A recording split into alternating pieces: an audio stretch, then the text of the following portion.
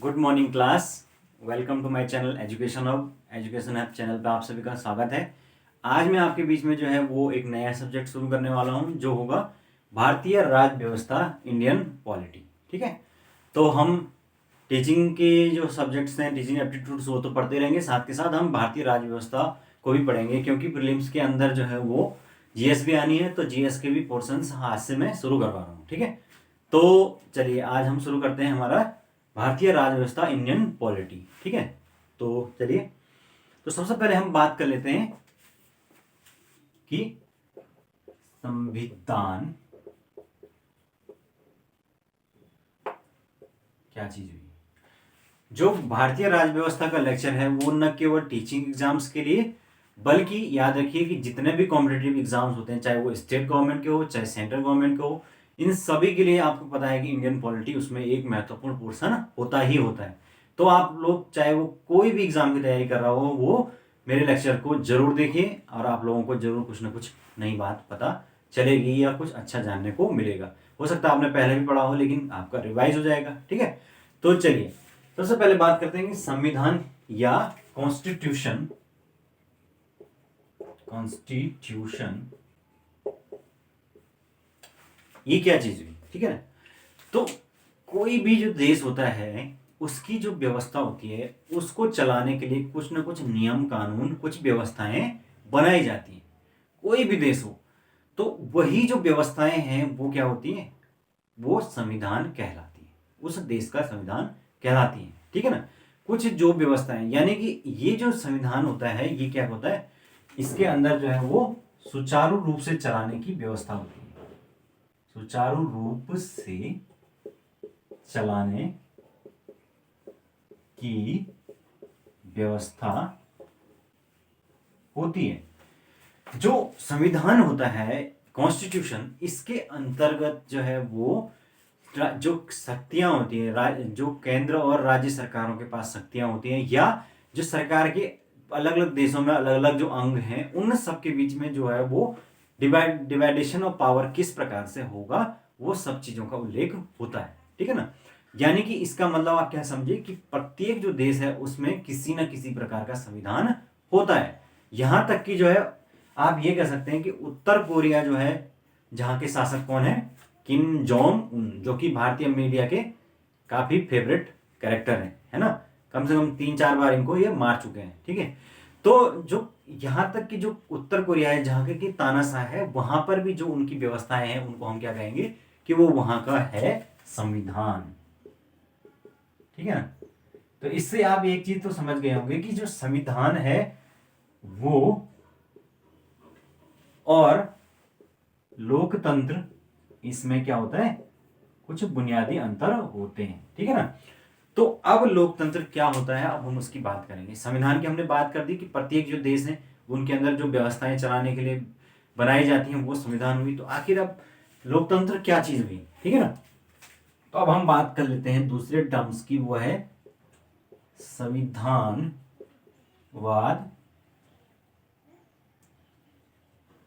या इसको हम कहते हैं कॉन्स्टिट्यूटिज्म। तो आखिर ये संविधानवाद क्या चीज हुई। संविधानवाद जो है वो उन देशों में पाया जाता है जहां के संविधान में जो है वो सरकार के पास जो है वो होती हैं सीमित शक्तियां। ठीक है, और सरकार होती है किसके आधार पर, सहमति के आधार पर।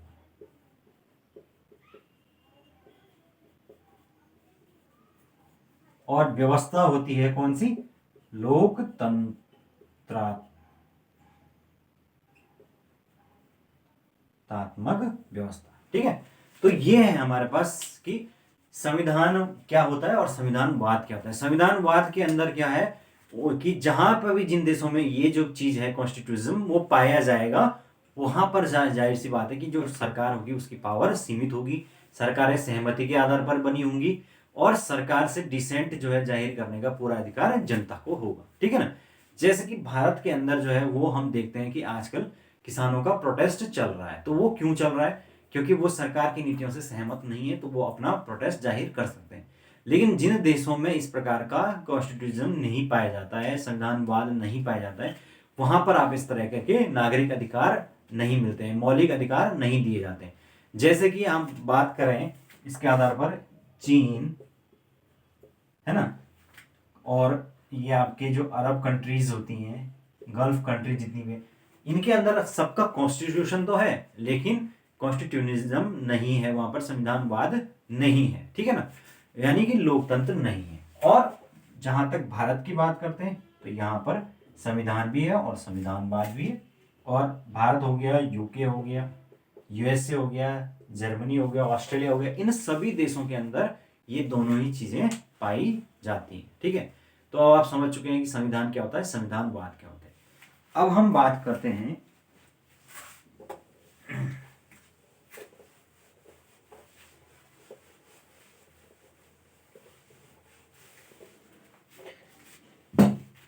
गणतंत्र या डेमोक्रेटिक।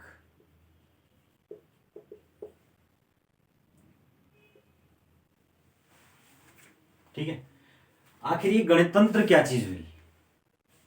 सॉरी, डेमोक्रेटिक नहीं बोलते हैं इसको, इसको रिपब्लिक बोलते हैं, तभी मैं कंफ्यूजन होगा। रिपब्लिक, तो रिपब्लिक किसको कहते हैं? तो वह देश जिसका जो राष्ट्र प्रमुख है वो चुनकर आता है। राष्ट्र प्रमुख वो चुना हुआ व्यक्ति होता है, चुना हुआ व्यक्ति होता है। वे देश क्या कहलाते हैं? रिपब्लिक या गणतंत्र कहलाते हैं। जैसे कि भारत, भारत एक गणतंत्र है ना। अमेरिका जो है वो एक गणतंत्र है। क्या यूके एक गणतंत्र है? नहीं है, क्योंकि वहां पर जो है अभी भी जो उनका प्रमुख है, संवैधानिक प्रमुख जो है वो कौन होता है? राजा या रानी होती, ठीक है ना। तो ये अंतर होता है रिपब्लिक में और नॉन रिपब्लिक में, ठीक है। तो ये है हमारे पास कुछ टर्म्स। तो ये हमारी स्टार्ट हो गई है। अब हम बात करते हैं कि भारतीय जो संविधान सभा है उस पर उसका किस प्रकार से जो है वो गठन हुआ था। संविधान सभा का गठन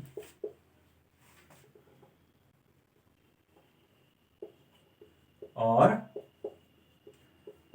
संविधान निर्माण।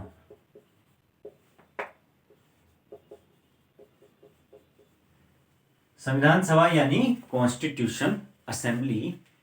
तो हमारी जो कॉन्स्टिट्यूशनल असेंबली है वो किस प्रकार निर्मित हुई और उसका जो कॉन्स्टिट्यूशन है वो किस प्रकार से निर्माण हुआ, ये हम चीजें देखेंगे। तो भाई आप सब जानते हैं कि आज़ादी के कई साल पहले से ही, जब ब्रिटिश ईस्ट इंडिया जो कंपनी थे उसका जो प्रशासन वो खत्म करके 1857 की क्रांति के बाद जब डायरेक्ट जो है वो क्राउन के अंडर में जो है भारत का प्रशासन आया, उसके बाद से ही भारत में लगातार संवैधानिक सुधार होते रहे। छोटे छोटे लेवल पर वो धीरे धीरे होते रहे। तो ये सारी जो चीजें हैं वो इतिहास के अंदर पढ़ी जाती हैं। लेकिन पॉलिटी के अंदर जो है हम उन सुधारों की बात करेंगे जो कि आजादी से जस्ट पहले तक हुए और कॉन्स्टिट्यूशन असेंबली के बनने तक हुए, ठीक है ना। तो सबसे पहले जो है वो 1922 में गांधी जी इन्होंने कहा था कि जो भारत है उसके भाग्य का फैसला भारत के लोग स्वयं करेंगे। यानी एक तरह से उन्होंने बात की थी कि भारत के अंदर भारत के लोगों का अपना एक संविधान होना चाहिए, ठीक है। तो ये इन्होंने एक बात बोली 1922 में। फिर 1923 में जो स्वराज पार्टी है, इन्होंने सबसे पहले जो है वो मांग उठाई किसकी? संविधान सभा की। तो ये क्वेश्चन पूछा जाता है कि संविधान जो सभा है उसकी मांग सबसे पहले किसने उठाई? तो वो कौन थी? स्वराज पार्टी, ठीक है, 1923 में। उसके बाद आप सब जानते हैं कि किस प्रकार से साइमन कमीशन जो है भारत आया 1927 में। फिर जो है उसका विरोध हुआ, तो फिर उसका अंग्रेजों ने जो है वो चैलेंज किया भारतीयों को कि आप क्या कीजिए, खुद का एक संविधान बना के दिखाइए, ठीक है। तो उसके बाद जो है मोतीलाल नेहरू की अध्यक्षता में क्या बना? एक रिपोर्ट प्रस्तुत की गई जिसको हम क्या कहते हैं? नेहरू रिपोर्ट कहते हैं। और ये जो रिपोर्ट है ये 1928 में जो है वो पेश की गई थी। और उन्होंने बोला कि भाई 1928 में भारतीयों ने बोला कि हम एक रिपोर्ट जो है वो हम फाइनली बनाकर दे रहे हैं और 1 साल के अंदर जो है बोला इसको अप्रूव करके दो, ठीक है। और अगर ऐसा नहीं हुआ तो हमें फिर अपने तरीके से आज़ादी चाहिए, ठीक है। तो फिर 19 ये जो रिपोर्ट है, नेहरू रिपोर्ट, ये भारत सरकार के द्वारा, भारत जो के लोग हैं उन्होंने भारत सरकार, तत्कालीन ब्रिटिश सरकार को भेज दी, लेकिन उन्होंने ये रिपोर्ट एक्सेप्ट नहीं की। इस रिपोर्ट में क्या था, इसमें किस प्रकार से भारत के लोगों के लिए एक संविधान का खाका एक तरह से कह सकते हैं, ठीक है ना। और जो किस नेहरू कौन थे यहाँ पर, मोतीलाल नेहरू, जवाहरलाल नेहरू के पिताजी, ठीक है ना। फिर उसके बाद जो है अगले ही साल 1929 में जो है वो लाहौर डिक्लेरेशन हुआ, लाहौर अधिवेशन हुआ। किसकी अध्यक्षता में, जवाहरलाल नेहरू के अध्यक्षता में,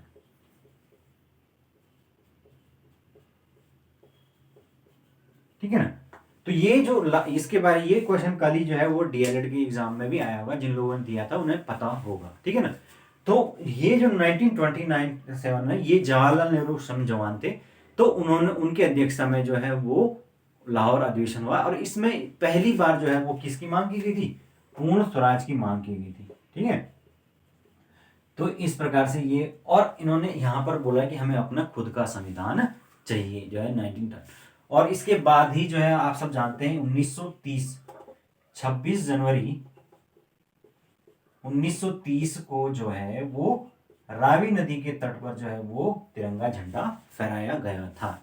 इसी कारण से जो है जब देश आजाद हुआ तो उन्होंने जो संविधान लागू है उसको फाइनली कब किया, 26 जनवरी को किया, क्योंकि 30 साल पहले 26 जनवरी 1930 को जो है वो पहली बार जो है वो रावी नदी के तट पर झंडा गाड़ के ये बोला गया कि हमें पूरी तरीके से क्या चाहिए, स्वतंत्रता चाहिए, ठीक है ना।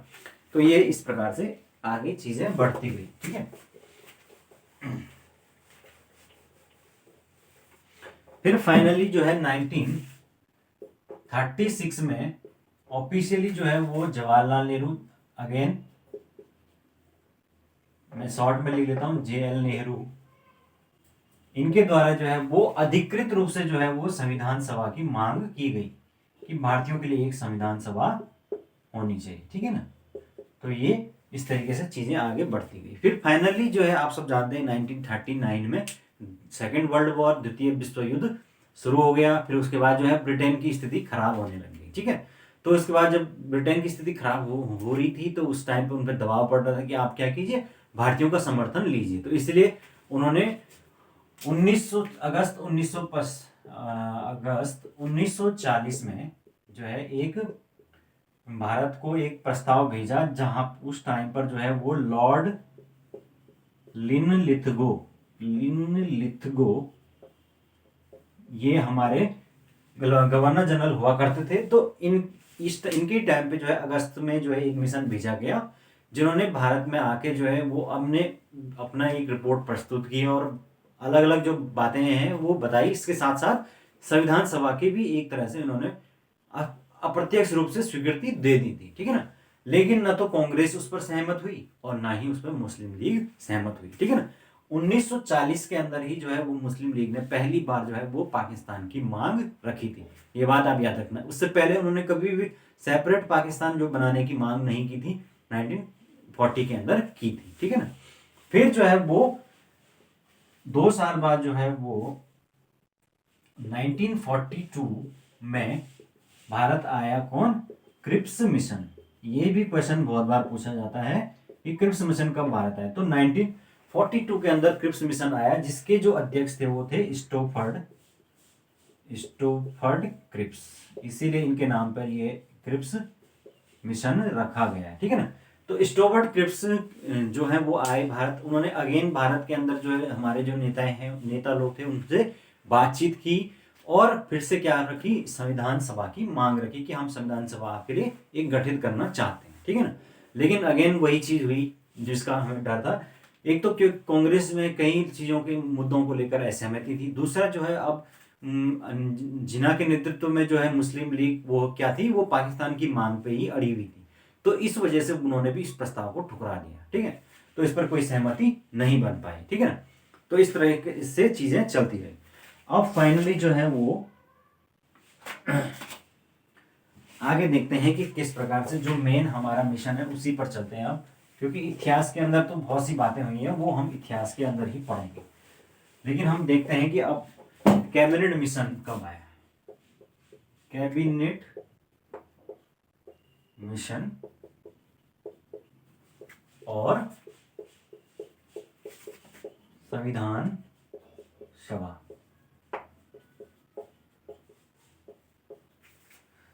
तो फाइनली जो है वो जब इस तरीके से चीजें चलती रही, फिर द्वितीय विश्व युद्ध भी वो हार गई, ब्रिटेन विश्व युद्ध में ब्रिटेन की हार हुई एक तरह से, फिर वो समाप्त हुआ, ब्रिटेन कमजोर हो चुका था, ब्रिटेन में सरकार भी बदल चुकी थी, उनके ऊपर क्या थी, भारत को स्वतंत्रता दिलाने की आजादी थी, एक तरह से प्रेशर था। तो इस वजह से फिर जो है वो 1946 में मार्च 1946 में कैबिनेट मिशन भारत आया। ठीक है ना, ये क्वेश्चन भी कई बार आता है, कैबिनेट मिशन कब भारत आया, तो 1946 मार्च में ये अपन जो है भारत आया। और इसमें जो है वो 3 सदस्य थे, पैथिक लॉरेंस, स्टोफर्ड क्रिप्स और तीसरा अलेक्जेंडर। ये जो 3 लोग थे ये, और ये हेडेड बाय थी पैथिक लॉरेंस। ये भी कई बार पूछा जाता है कि जो कैबिनेट मिशन भारत आया था उसकी अध्यक्षता किसने की थी, तो उसकी अध्यक्षता की थी पैथिक लॉरेंस ने। ठीक है, तो ये 3 सदस्यीय मिशन भारत आया, इन्होंने फाइनली जो है अपना जो है वो प्रस्ताव दिया है, और इन्होंने कहा कि हमें क्या करना है, भारत के लिए संविधान सभा का निर्माण करना है, उसके लिए संविधान सभा एक गठित की जानी चाहिए। ठीक है, तो इसके प्रस्तावों को फाइनली जो है वो मान लिया गया। ठीक है ना, और मार्च के बाद जो है वो जुलाई 1946 में जो है वो संविधान सभा के चुनाव हुए।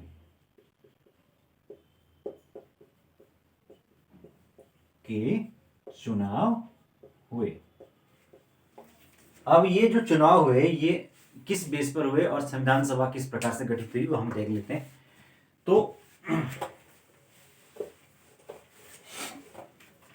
संविधान जो सभा थी, ये सपोज एक संविधान सभा है, तो यहां पर किस प्रकार से चुनाव हुए, यहां ये है संविधान सभा,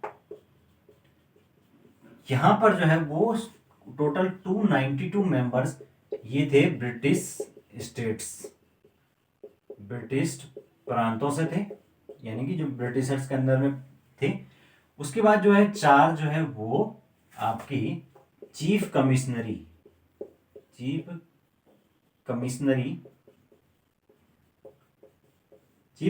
का मतलब होता है जैसे आज के हम केंद्र शासित प्रदेश मान सकते हैं। ये कौन कौन से थे, दिल्ली, कुर्ग कर्नाटक में है, अजमेर और बलूचिस्तान, ये 4 चीजें थी यहां पर। और बाकी जो 93 मेंबर्स थे वो आपके प्रिंसली स्टेट यानी देसी रियासतें जिनके राजा थे। ठीक है, तो ये है, ये कुल मिला के जो है कितना हुए, 389 मेंबर हो गए। इतने मेंबर जो है वो कुल मिला के चुन के आए थे। 292 जो ब्रिटिश प्रांत थे वहां से चुन के आए थे। ब्रिटिश प्रांतों से जो है वो कौन किसने चुना हुआ, अप्रत्यक्ष चुनाव हुए थे। ठीक है ना, जाहिर सी बात है उस टाइम पर वोटिंग का राइट केवल कुछ ही लोगों को था, जो पढ़े लिखे लोग थे, एलिट वर्ग, तो उन्हीं के जो वोटिंग के बेस पर वहां से प्रतिनिधि चुनकर भेजा गया होगा। फिर 4 जो है चीफ कमिश्नरी से भेजा गया, और 93 जो देसी रियासत है उनसे उनके या तो राजा आए थे या उनके राजा के कोई प्रतिनिधि आए थे। इस प्रकार से 389 मेंबर कुल मिला के संविधान सभा में हो गए। ठीक है ना, जो संविधान सभा बनी उसमें सबसे ज्यादा जो है वो 204 मेंबर वो थे कांग्रेस के, और बाकी 73 जो मेंबर थे वो थे मुस्लिम लीग। उसके अलावा जो है उसमें आपके कुछ कम्युनिस्ट पार्टी के होंगे, लेफ्टिस्ट, जो कई प्रकार के, भारतीय किसान पार्टी, तो ये इन पार्टियों के भी कुछ कुछ मेंबर थे। तो इस वजह से ही जब इन्होंने देखा मुस्लिम लीग ने जिन्ना के नेतृत्व में कि भाई हमारे तो बहुत कम रिप्रेजेंटेशन 73 सीटें हैं, यानी हम कुछ ज्यादा कुछ करने की स्थिति में नहीं है, तो इसीलिए उन्होंने क्या किया, जब ये चुनाव हुए उसके रिजल्ट आए उसके बाद उन्होंने बहिष्कार करना शुरू कर दिया, ठीक है ना। और फाइनली जो है वो जब संविधान सभा बन गई तो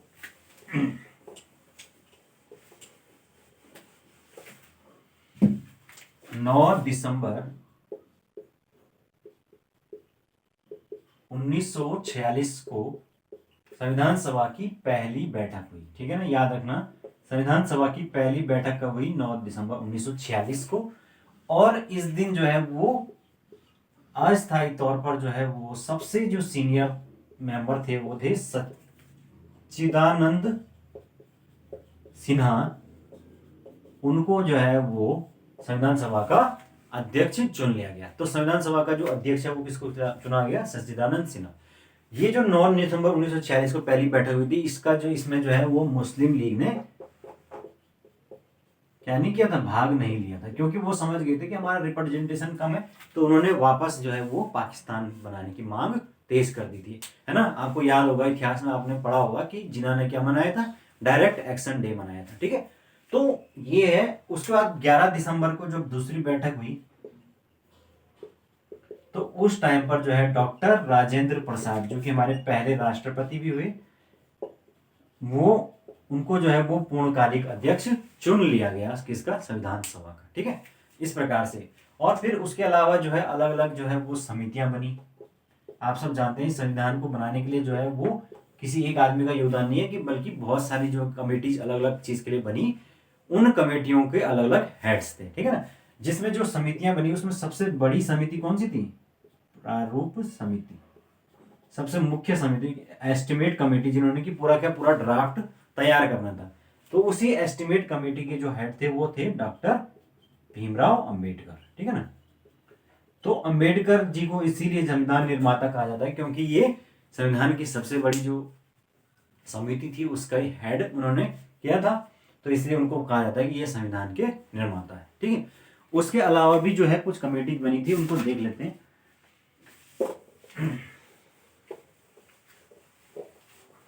तो बाकी दो चीज तो आपको पता चल गई, अस्थायी मेंबर सच्चिदानंद सिन्हा, अस्थायी मेंबर राजेंद्र प्रसाद, और जो प्रारूप समिति है उसके अध्यक्ष थे डॉक्टर भीमराव अंबेडकर। उसके अलावा जो है वो और क्या क्या समिति थी? संघ शक्ति। तो संघ शक्ति जो है वो किसके पास थी? यानी कि सेंट्रल की पावर जो है वो जेएल नेहरू के पास थी, जवाहरलाल नेहरू। उसके अलावा जो एक थी प्रांतीय समिति। तो प्रांतीय जो समिति है, तो प्रांतीय समिति किसके पास थी? सरदार पटेल के पास, सरदार पटेल। उसके अलावा जो मौलिक अधिकारों की समिति, मौलिक अधिकार व अल्पसंख्यक माइनॉरिटीज, तो इन दोनों का ही किसके पास था? सरदार पटेल, ठीक है। ये है। उसके अलावा जो है एक है झंडा समिति, वो थे जेपी कृपलानी,